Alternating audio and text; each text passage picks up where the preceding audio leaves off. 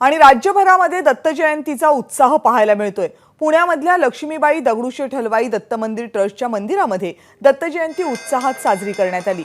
यावर्षी या मंडळाचं 126वे वर्ष आहे। प्रथेप्रमाणे मंदिरामध्ये सकाळी होम हवन, गुरुचरित्र, सामूहिक पारायण करण्यात आलं। तसंच भाविकांना मोठ्या प्रमाणावर दर्शनासाठी गर्दी केल्याचं सुद्धा आज मंदिरामध्ये पाहायला मिळालं।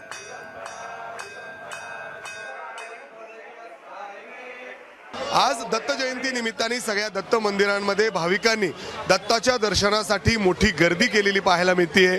मंदिरांमध्ये खूप सुंदर अशी सजावट देखील करण्यात आलेली आहे। आणि आता मी श्रीमती लक्ष्मीबाई दगडूशेठ दत्त मंदिरामध्ये आलो आहे आणि इथे जर आपण बघितलं तर खूप सुंदर अशी फुलांनी सजावट करण्यात आलेली आहे आणि हजारोच्या संख्येने भाविक या ठिकाणी दर्शनासाठी आलेले आहेत। वेगवेगळ्या कार्यक्रमांचं देखील आयोजन आज या दत्त जयंती निमित्ताने करण्यात आलेलं आहे। या ठिकाणी जर आपण बघितलं तर समोर खूप सुंदर अशी दत्ताची मूर्ती आहे।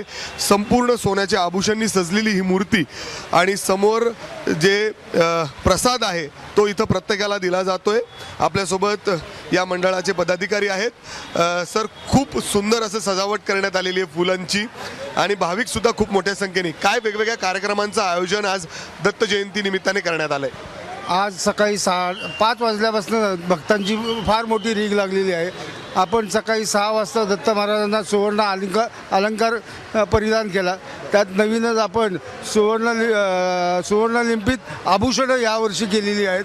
आपण बघू शकाल की दत्त महाराजांचा त्रिशूळ, त्याच्यानंतर कमळ, ही सर्व आपण आभूषणं यावर्षी केलेली आहेत। त्याचप्रमाणे आत्ता दुपारी सकाळी 8 वाजता लघुरुद्र आणि दत्तयाग संपन्न झालं आहे। दुपारी 12:30 वाजता मध्यान्ह आरती आहे। आणि आपण बघतोय या दत्त मंदिरामध्ये लाखोच्या संख्येने भाविक या ठिकाणी आज दत्त जयंती निमित्ताने दर्शन घेत आहेत। कॅमेरामॅन विजय राऊतसह मी मिकी घई, एबीपी माझा, पुणे। एबीपी माझा, उघडा डोळे बघा नीट।